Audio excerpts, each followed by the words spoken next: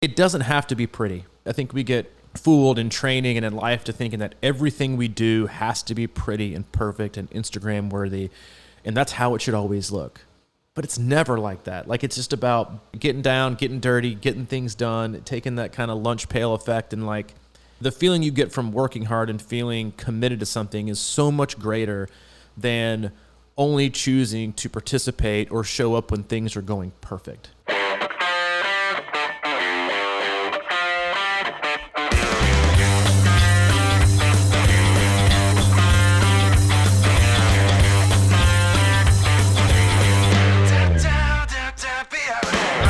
Buddy, what's happening, man? Hey, welcome aboard Crushing Iron Podcast 407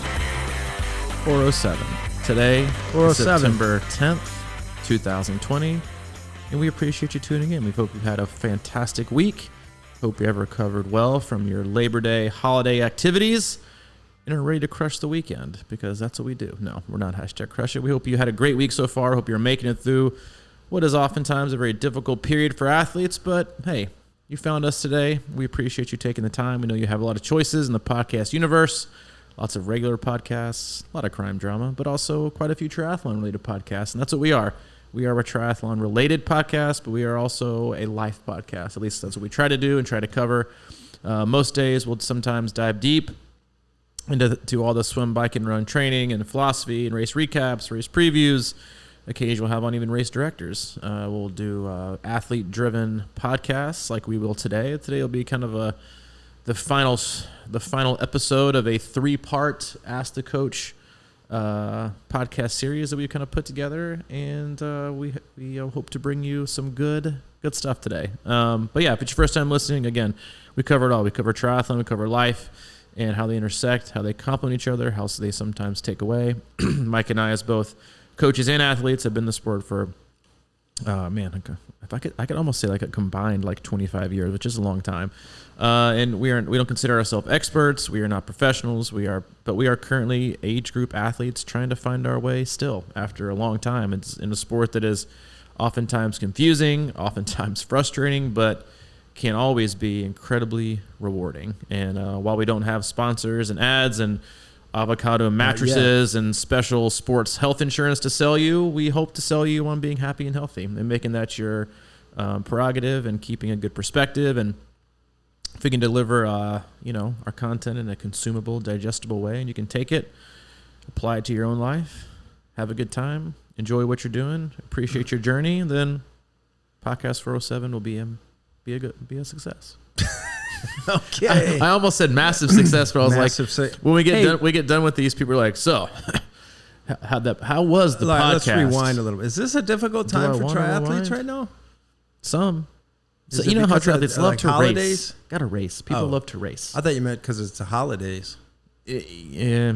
It's like peak people full season for us right now, and nobody's racing. And it's true. It's so true.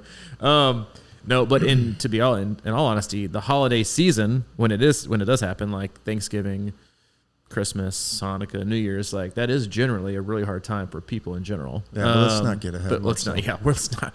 Well, if it meant kind of just getting the year over with, and we can fast forward to Thanksgiving, which is without argument the greatest holiday, then I would be happy to kind of move forward and bypass Halloween and a couple of the other. Are there even any other holidays like for the rest of the year besides Halloween, and then on to like the good ones? I mean, you got fall break. That's not a holiday. It's just like your kids are out of school, but they've been out of school all year. So I don't know. There's hopefully there's football coming soon. Well, maybe it's already here. Yeah, we have. Ooh, that's a nice one. We're out in the future a little bit. We are in the future. But yeah, we will. We've had Mike has created a really awesome Ask the Coach button and call in. Makes us feel very special, like radio hosts. And we will try to finish off those today. We covered a lot in our last 2 podcasts, and we'll try to finish those off today as best we can. Yeah, and if you want to. Yeah, go Get ahead and involved. give your Go to crushingiron.com. That's not C26triathlon.com, but crushingiron.com. Crushing Iron, as in the name of this podcast.com.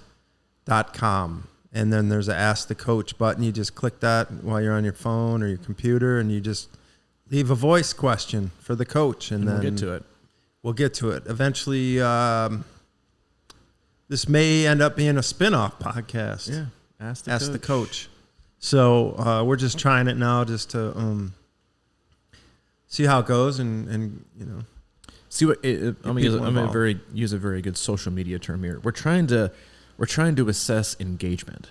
Oh yeah. Social media is all about, as from my understand, it's all about engagement, which we're not very good at. But yeah, I mean, seriously, we get emails all the time from athletes asking questions or follow-ups on podcasts or posting in our closed group on Facebook, which if you're not a part of that and you want to be, please hop in there. It's a wonderful group of athletes. You've got Ironman champions in there. You've got Kona qualifiers. You've got people who've never even done a triathlon, and everyone in between. Everyone's very kind and wise, and you can ask whatever question you need to, and you'll always get a whole lot of feedback from a lot of different experiences. So you can hop in there and answer one simple question, pop in, and then we'll engage.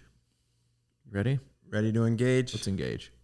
All right, let's start off with a question. Can I say one thing real quick? Yeah, please, while I find this. Because we are 5 minutes and 45 seconds in, and that is the shortest intro we've ever had before we've gotten into the meat of the podcast. Well, let's stretch it out a little bit. We don't necessarily need to. I mean, I think we want to power through this cast anyway, but I do want to say I have a feeling, and this isn't like, I mean, I am always positive Perry when it comes to half glass full when it comes to racing. I've been like that since we started. I'm not like no one is racing for the next 3.5 years. No one is racing. Well, in fact, lots of people have been racing this year. Yeah. Lots. And I do think there was an athlete that I work with in Florida who has been the subject of actually a couple of the last few podcasts, but she sent me a screenshot, and obviously trying to not get me too excited, but it was a post from, I believe, the Orlando. Yeah, it was a share. It was from the Great Floridian Triathlon. This was 2 days ago. It said, great news to kick off the week. Great news, at least the numbers are dropping. Not that people are dying, but we are very optimistic that this year's Great Floridian Triathlon will take place as planned. The official decision will be made by the city early next week. If approved, registration will then reopen with the regular participant caps being in place. I think you're going to see a shift towards the end of the year. I know I've been saying that since June, and I've been wrong, but that's fine. I'd rather be positive. I'd rather be encouraging. I'd rather provide hope that people can race and express their fitness, because people are racing. We've had athletes do 70.3s. I've got an athlete doing a kind of a self-made Ironman on Sunday.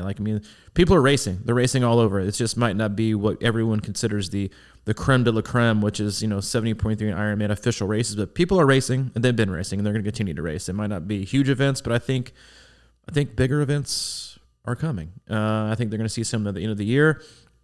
And even if they're not 2,000, 2,500 people, I think they're going to be 500, 1,000, 1,500, and they're going to be exciting. People are going to get going, and I think it's going to, again, I said this a couple weeks ago, I think it's going to drive a huge demand, if you think about it, from all the deferrals that happened this year to next year.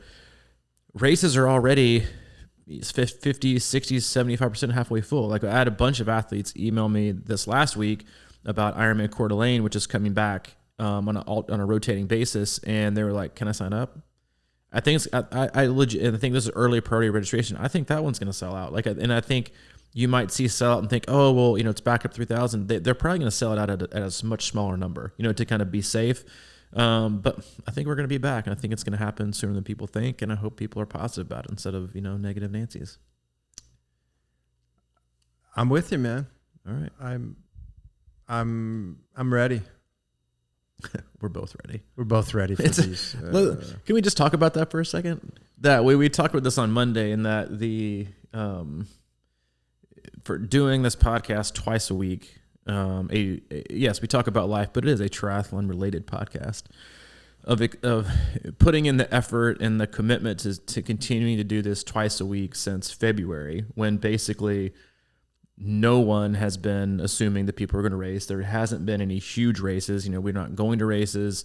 Races are getting canceled. Just as much as there's small races are happening, a lot of races are getting canceled.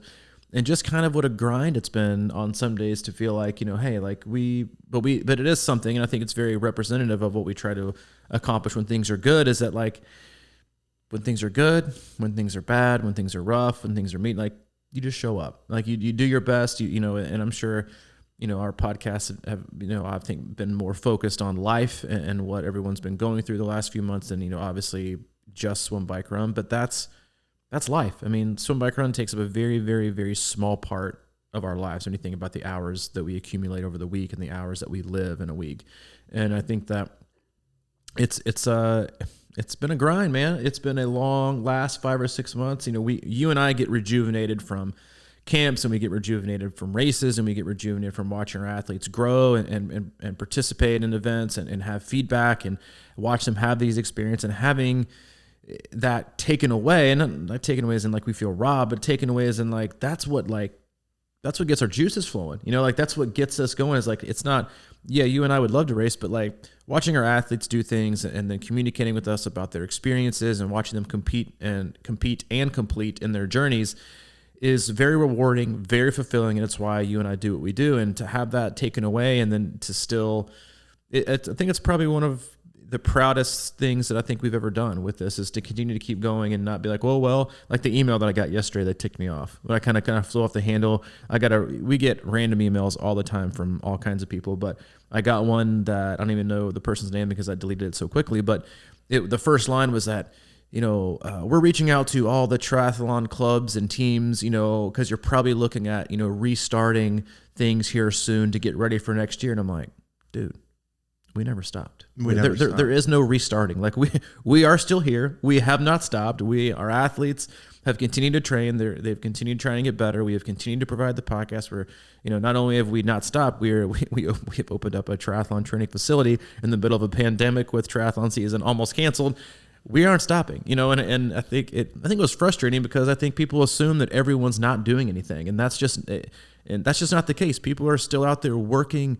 Like I just got an email like that I responded to from a guy from Alan in Knoxville who was talking about, he just gave me this list of like an overview of how great his year has been. And while you might think, oh, well, how could his year be great? Because there's all these terrible things going on and there haven't been races, and how could he, like, well, he even said this at the end of it. He's like, I just wanted to let you know how great this year's been, while other people have, probably seemingly struggled. He was like, I found a very close-knit group of athletes to train with that even with races that were being canceled, they were just committed to going out and having fun and getting better. And to have that kind of connection with people and to know that it's a lifelong pursuit.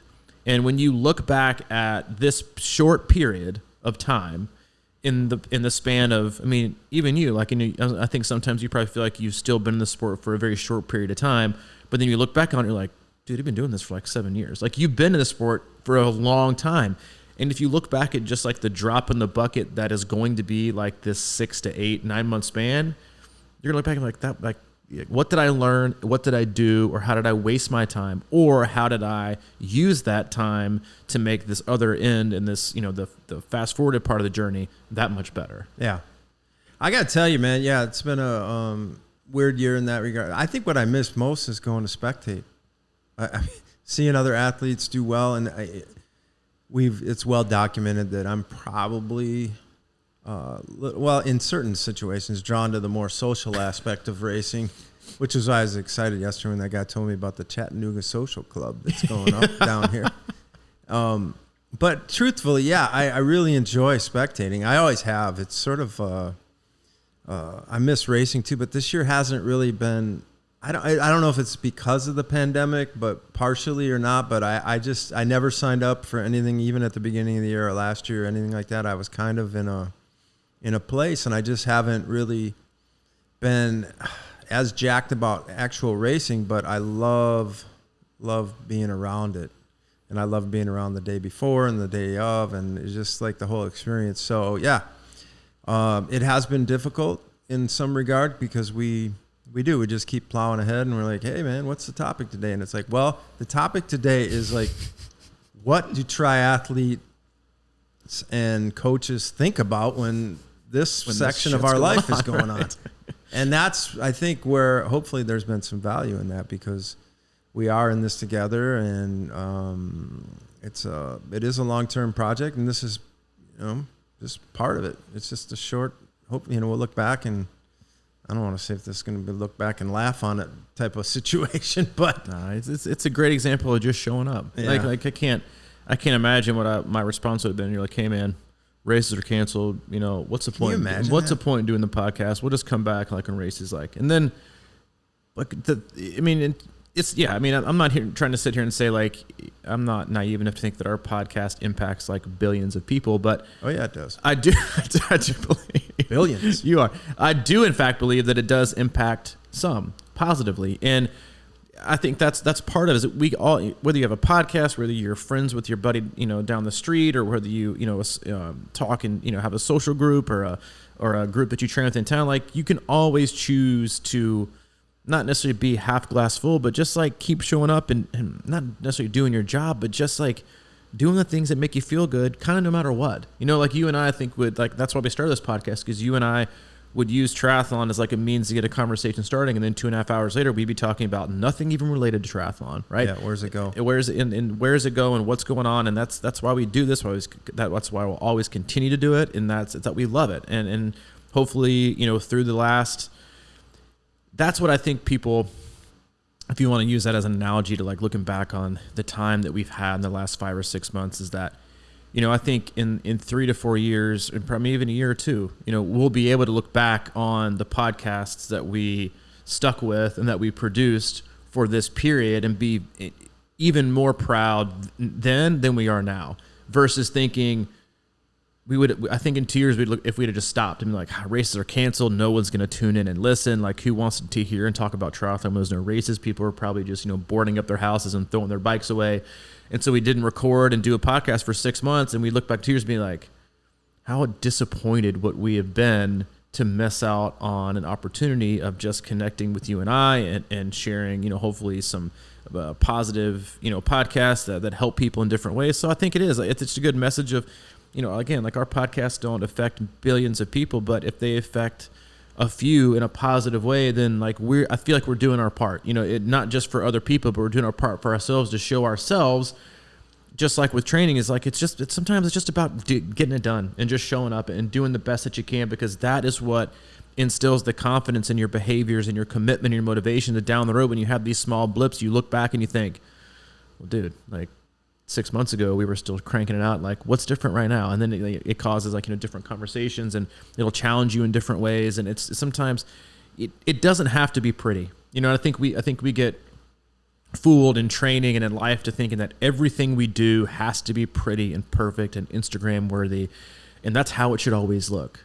But it's never like that. Like, it's just about getting down, getting dirty, getting things done, taking that kind of lunch pail effect, and like, then you wake up one day and it's finished, you know, and you're happy with what you've done and you feel like you've worked really hard for it. And I think that feeling of working hard is so much, the feeling you get from working hard and feeling committed to something is so much greater than only choosing to participate or show up when things are going perfect, right? Because I think we all know people like that. I mean, I work with athletes sometimes that I get on them like, well, you can't always have it perfect. Like, it's not going to be perfect weather on race day. You can't always pick the perfect scenario. It's not, you can't always only train when you've got 9 hours of sleep. You can't always train when you've always eaten perfectly. Sometimes you just got to get it done, you know, and it's not about getting it done as like showing that you're tough in a physical way. It's about choosing to just get it done, knowing that the result might not be the greatest, but what you're showing and telling yourself is, I'm going to find a way. And it's that confidence that you get. Like yesterday, I told you right before I was leaving, I was like, you were like, let's just bike tomorrow. And I was like, yeah, you're probably, let's just bike tomorrow. I'm going to finish up a few things at work. You walked out. It was already like 4 o'clock. I'd been up since 4:40 working on training. I was about to take a vacation. And you know what I did? Got on the bike. Got on the bike. I know. And it wasn't like I want to bike instead of, you know, Mike. It was, damn it, no, I'm biking today. Like I told myself I was going to, and it was just like an incredibly long and exhausting day. But I was like, it wasn't about the bike. It wasn't about the result I was going to get. It wasn't about, well, if I don't bike today, then I'm not going to meet my goals. It was more of I want to do this because I want to show myself that I can, because I don't want to necessarily show myself that I can today. I want to keep proving to myself that I can continue to do this in the future. And if I keep making smaller decisions like this that set me up for success in the future, and that's what it is. It's about building blocks of behavior and commitment that just give you that confidence and that feeling of resilience. It's like, I can keep going and I can keep showing up. Are you pissed that I biked without you? No. But you were toast too. I don't know. It's weird. I followed David Goggins on Instagram, and his thing yesterday, he just cracks me up. I mean, I love his intensity, and he is over the top in that make you, feel like a wimp sort of way. And he does it to himself. And yesterday's thing was about, he goes, I've been on a really good roll. I've been doing 20-mile runs a day or something like that. He's always an extremist. And he said then for the last few days, he'd been getting up and he'd like stare at his shoes for like 30 minutes before he could get it going. He just couldn't get it going. He's been struggling. And then he said he started recording himself and he started talking to him. And he goes, I sounded like a total wimp. And I was, like whining and being a baby or whatever. And he listened back to it, and that's how he changed his mindset. I just wanted to bring that up because I thought it was, like that, those talks that you have before your workouts and why you don't do it. And yesterday, how I probably would have sounded like a little bitch, just sort of like, but I just, I don't know what I'm waiting for, man. And it didn't bother me, but what bothered me is when I came in this morning and you're on the bike. I was like, damn. Yeah, he's at it, man. I am. Me. Like, it's funny. I think, and it's I get in these zones, and that's why I think, like, training and, like, why we do what we do is so fascinating and can always change. We always talk about, what's your why? Like, what's your passion? And, why are you really doing this? And I think, to an extent, I sometimes think that when you're not 100% sure what your why is sometimes when you're the most concrete in what you're doing, because there is no huge, glamorous, moving external motivator that is getting you up every day, because those things can change and die off and move, and it's like, it's like people, I've seen it as a coach this year. It's like my motivating factor is the bib number that is 472, that is Robbie Bruce at Ironman Chattanooga. Mm-hmm. And it's taken away. And then you're like, well, now this huge, passionate external motivator that I've like put up on some, idolized pedestal is now gone. Now what the heck do I do? Because all I've done is depend on this huge thing, this event-based thing that I don't have control over, that I assume is going to happen, and now it's gone. But when I get into these really, really good zones of training, I don't want to say it's because it's just process-based. It's just I like... You know what I think it is? I like the feeling that I get emotionally and mentally from feeling like I'm working hard and I'm sticking with something that I told myself I was going to do. And I think that goes back a long time from just like how I was raised and coming like before I got sober. It was like, I was always a guy that never followed through with anything. Mm-hmm. Like I was always 50 things halfway done, nothing finished. Like, and I always gave up before I got to the finish line, either because I couldn't maintain the motivation or the commitment level to get there, or I was too terrified to figure out what would really happen if I finally did go all the way. Like I always dropped it. Like sometimes I wonder, even though I was totally burnt out from swimming, I was at such a pinnacle and I was so successful at swimming.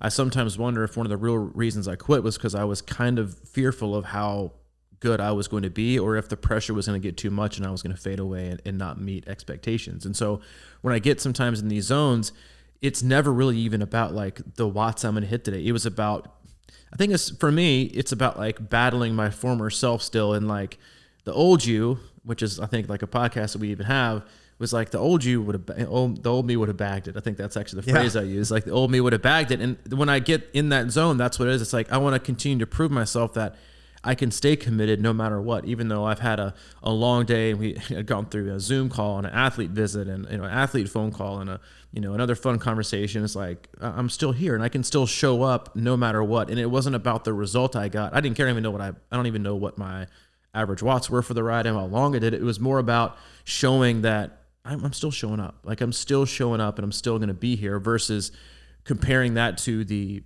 billions of times, 10, 15 years ago where I just didn't even think about showing up. I didn't even want to show up. I didn't even care that I showed up. And so I think it's an interesting, discussion in a topic that we can't talk about because we need to hit our questions today. But, I think grooves are interesting when we hit our grooves and we just do it because we do it. And I don't think we need like a huge why that is a race. Cause again, like those can be taken away, but you're in a great groove and you just love it. I think it just becomes part of who you are and what you're doing, and that it gives you a positive effect. Like I got off the bike and I went on my day and I was very proud of doing it. It wasn't some like earth shattering, PR bike where I was super rested, but those are the ones I think that we become the most proud of just doing because it's part of the process and it's the small pieces. Just like most athletes that did Ironman Louisville the last 2 years, they were like, that wasn't my best time, by far. Some people it was, but a lot of people wasn't. But I've never been more proud of finishing this race. And I think that's sometimes something that we lose when we train because we're so expectation driven or we're so data driven and results based. It's like everything has to be this to be a success, when a lot of times it's just like, were you proud of yourself today for finding a way and finding a way to make it work, or are you disappointed that you didn't? And I think sometimes that's a really hard internal dialogue that we have that sometimes we don't even know how the conversation is going to end. Mm-hmm. Well, it's good for me to hear that because I think there is something to that about finding a groove without races and without whatevers. And it's such a fine line for me sometimes. And then we can get into these questions. It's just like, I got to go back to like 2 weeks ago when I was swimming in the endless pool that we have here. And I remember thinking halfway through that workout, I'm like, yes, this is it. I'm going to really get into this. This is going to be a good groove. It's right downstairs. I can get in the pool. And feels like a really good workout. And I enjoyed it. And there's really no numbers attached to that at all. It's just sort of taking intervals, and you don't even know how far you're going really. And I didn't have a watch on any of that business, and it was just swimming. Then I got out and I had flooded the whole my aggressive swim nature. Very violent swimmer. It was sort of our first real test of a 30-40 minute workout, and I had gone a little overboard, and I had to squeegee up the whole room, and it just sort of dampened me. Like I had this thing like 15 minutes earlier, I'm going to do this every morning. Yes. And now it was sort of like, oh man, I got to regroup here and whatever. So, but yeah, it's been a tricky year, but I like what you're saying there about, there's something about getting it done and it's just finding that groove, right? Where is it? I think it's momentum, right? The more you do it, the easier it gets. And I've been in and out of those things for most of the year, either through swimming, and I biked a little while. And I think maybe if I get my running going, that seems to always sort of be a catalyst too, is the running. Because running, in a way, is king. Yep. It's the hardest, but it's also that one that makes you, I don't know, for some reason I feel like it's, I don't want to say most alive, but kind of sometimes. Yeah.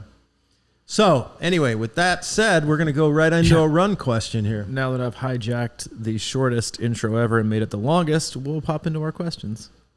And this one is about run, if I remember correctly. Is this from Ross Boss? Nope, it's from Texas. Good morning, Coach. Good morning, Mike. What is the number one mistake that you see runners make? All right. Do you know who that was? Angela. Angela Falcon. Oof. Yeah. The number one mistake runners make. What is the for me? number... It's been not running. That is actually one like Maurice, like eat and sleep. The number one mistake runners make. Is she running, just running? Yeah. So that's a loaded question in the fact that it's different. I would say for most runners, the biggest mistake they make is not running enough. Ooh, how about that one for a twist. Most, and I say that as in like, it's relative to who's listening and how you're hearing it. And I don't mean mileage is frequency. I know Angela, and I know what she does because I do her training, so I know she runs frequently and runs a lot. I would say that for most, for athletes who run enough, I would say that the other one for athletes is they run too hard too often, which I think is a very, very, very hard thing to wrap your brain around, even if, and you could throw in like a million different arguments here and say, well, if you give them the exact pace that they do, then they should know. I'm like, no, you still can't. Like, you still can't say, all right, Angela, today I want you to run 840s. Okay. And we'll use Angela as an example because this is her question. I know where she lives, and she lives in Texas. And right now it's like unbearable temperatures with dew point and humidity at like 6 a.m. in the morning. And then, so we'll take her perfect example. Like, all right, Angela, today for your zone 2 run, your zone 2 is, 840 to 9-minute miles.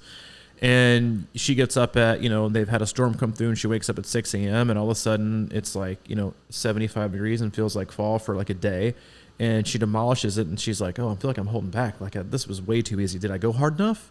And then you go a week later, which is like, we have a ton of athletes in the Houston area and in Texas in general. And this last like 4 or 5 days, every single one of them has basically said, without knowing that what the other ones are commenting of, they're like, right now, it's oppressive. Like the heat index is like 110 at like 10 a.m. in the morning.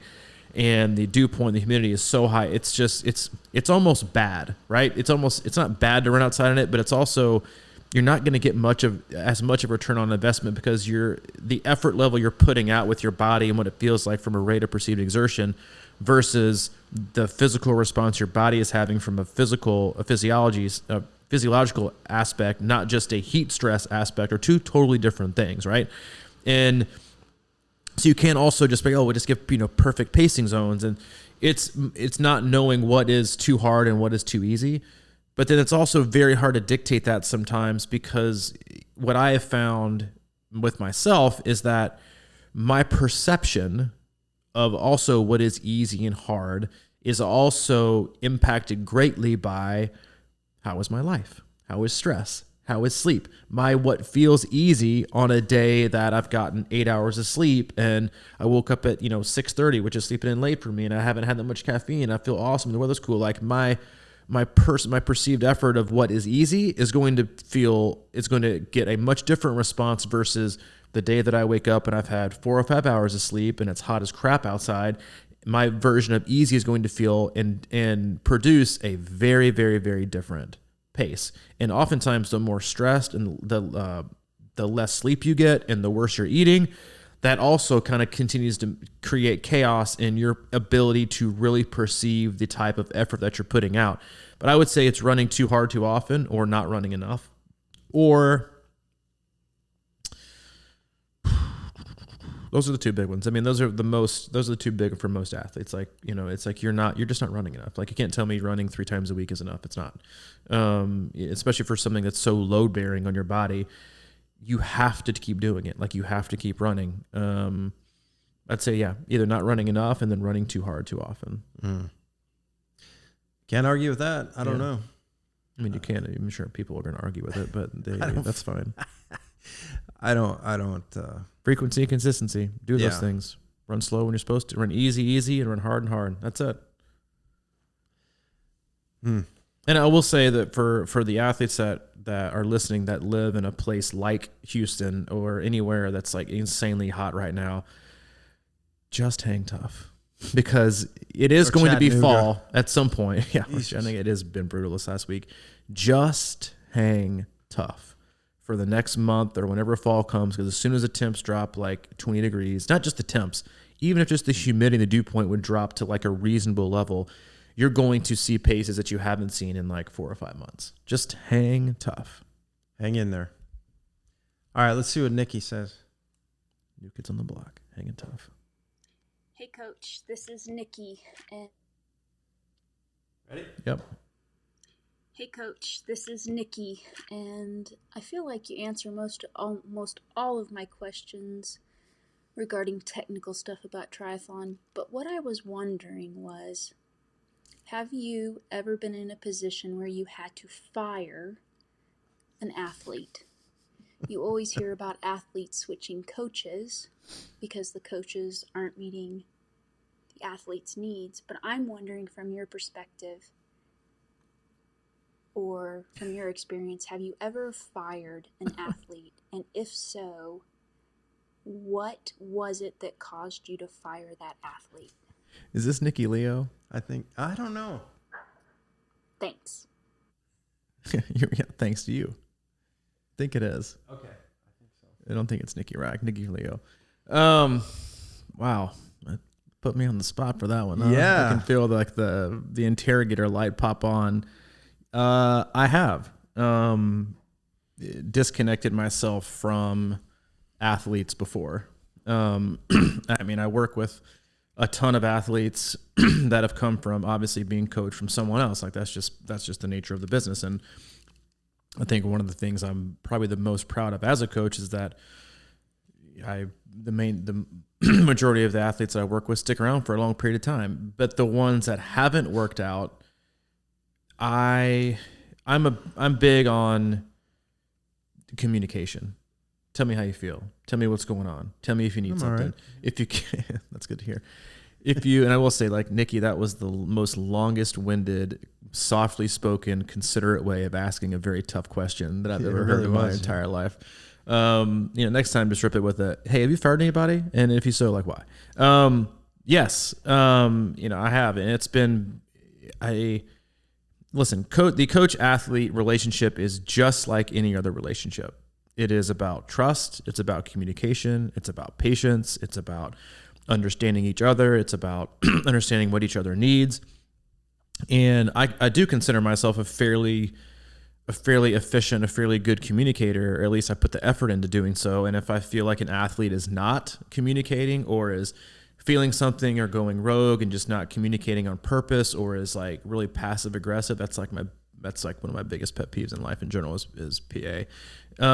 Is that. So as long as I get communication and feedback and someone who I think is generally committed to the plan, then that's then I'm all in. I mean, because when I work with an athlete, I go all in. And so I want athletes to feel the same from a communication standpoint, is just communicating, even the good and bad. If you don't like something that I'm doing, then you better tell me.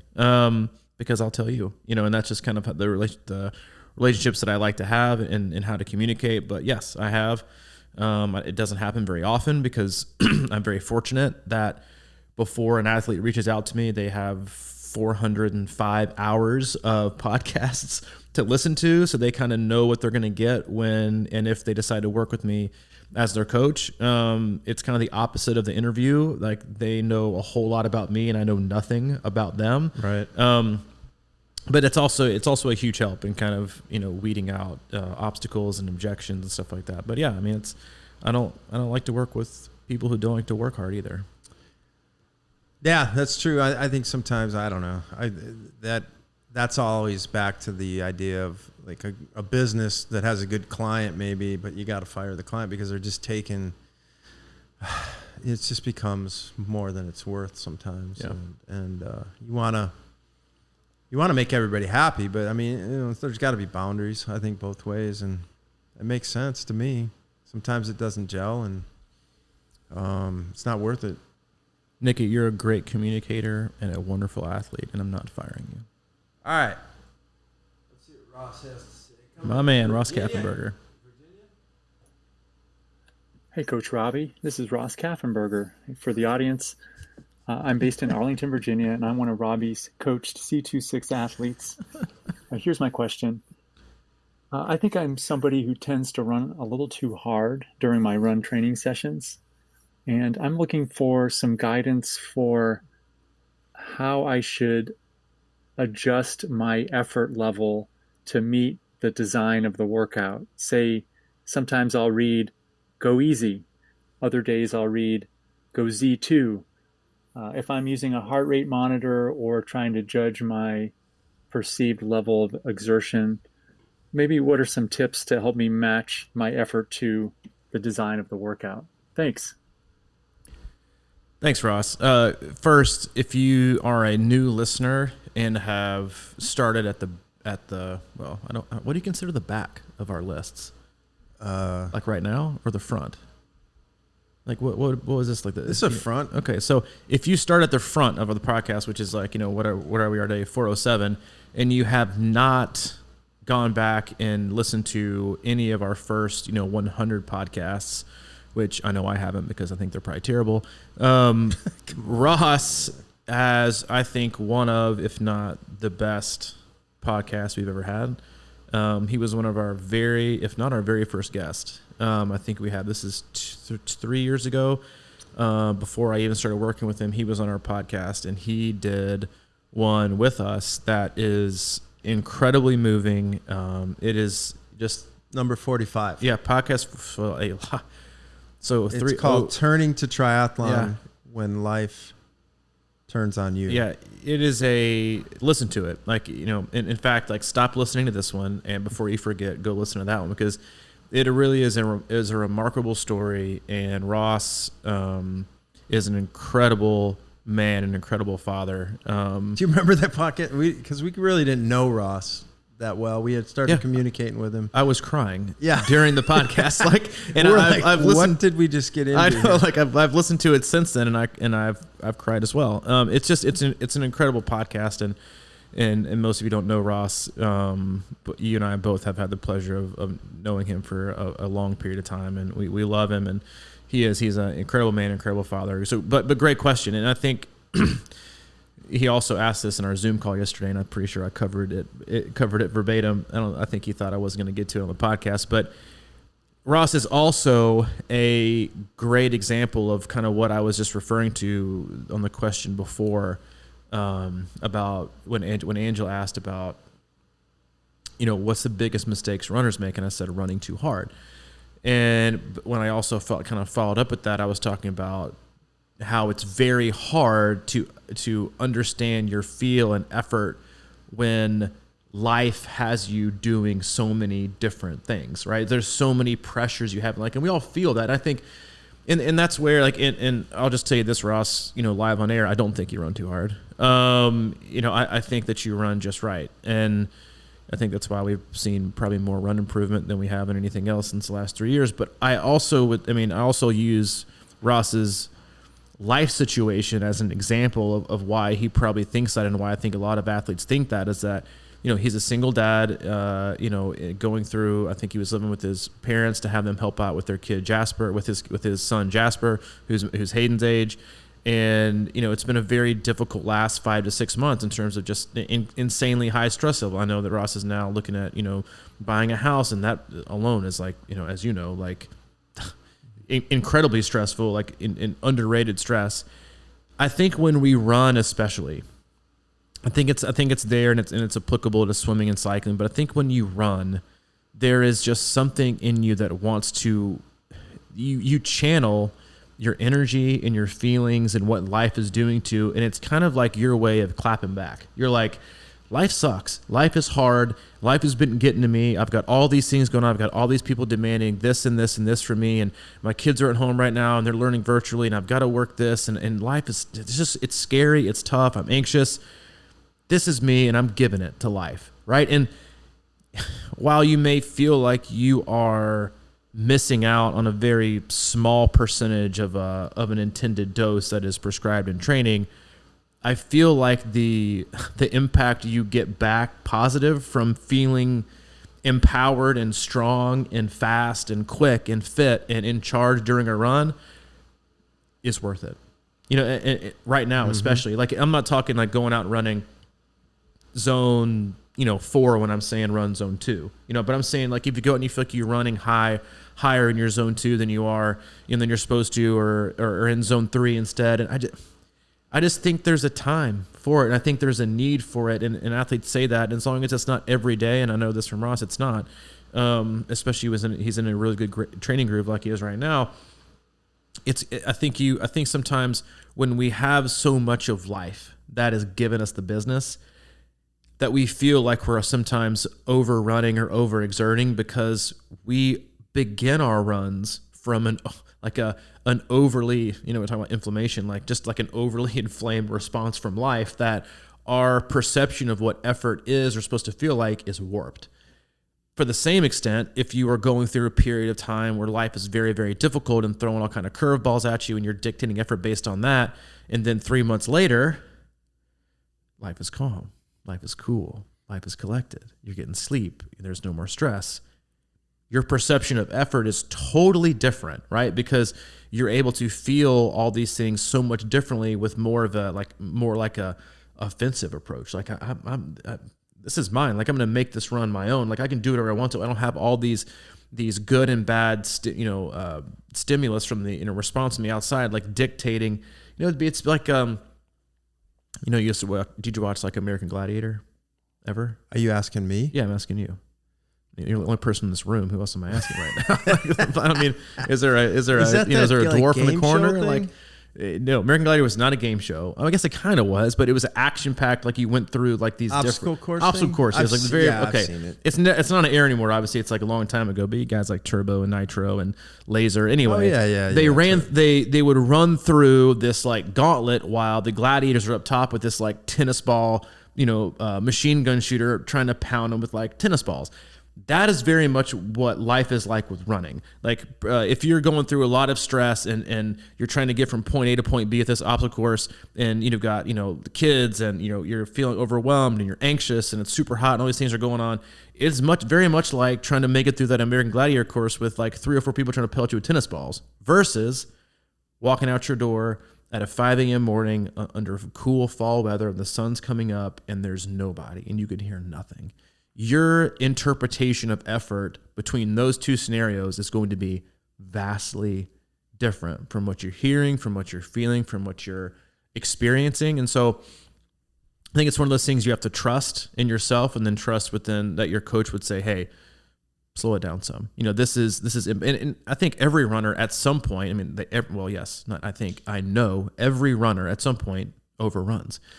But it's not about overrunning. It's about how much you overrun, because I have athletes that I'm very much a 5 to 6 day run a week guy, but there are a few athletes that I work with who respond really, really well to 4 to 5 runs instead a week, with 2 or 3 of those being at a very high level pace, like at the higher end of a zone 2, and they get a much better response from that. And they obviously need more recovery from that. But I would say trust yourself and trust that you're doing the right thing, and then understand the impact, as we talked about on our Zoom call yesterday, about what all the outside factors do in causing, difficulty in the waves of effort. Yeah. I think it's very much, for me, running is very much about, what's that saying? Let the water run off your back or whatever like that. Are you talking to me? Yeah. And you're within reason.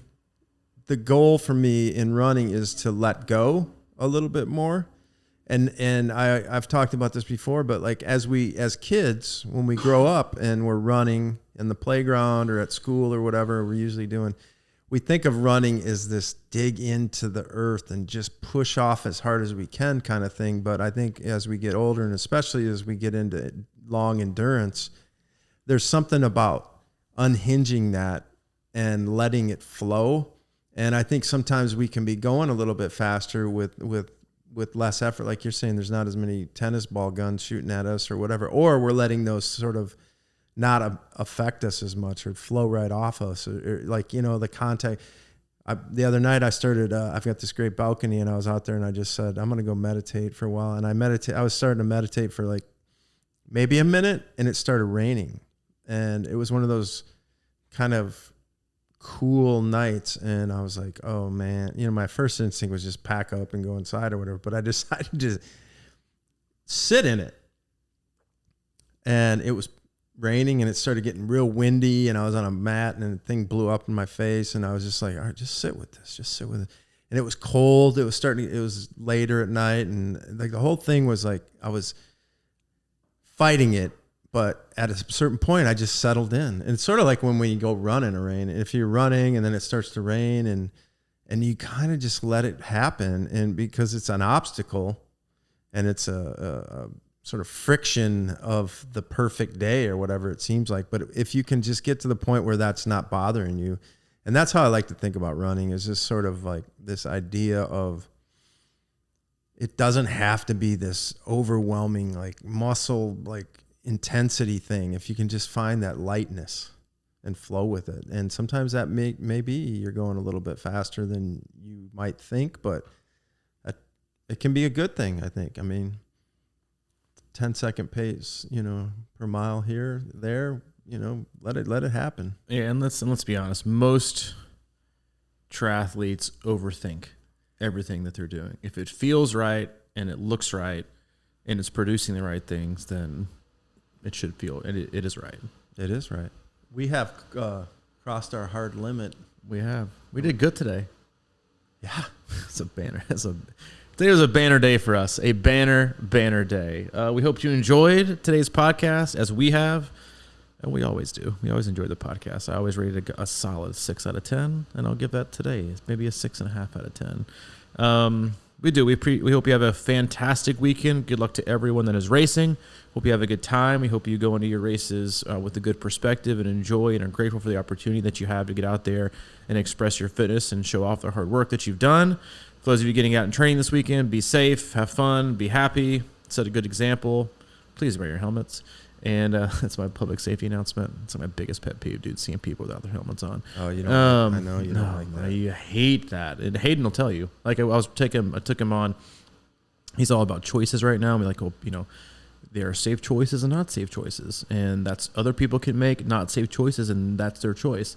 And I took him on a stroller one like 2 weeks ago on the Greenway, and every person that biked by, he's making a safe choice.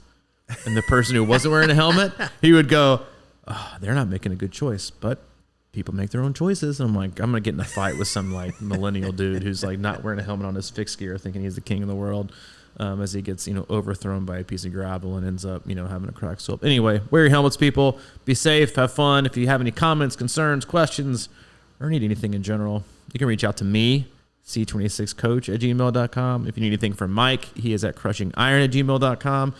If you want more info on all the things that we do from camps, coaching, and community, you can go to our website, c26triathlon.com. All right, that's a wrap. See you in October. Deal.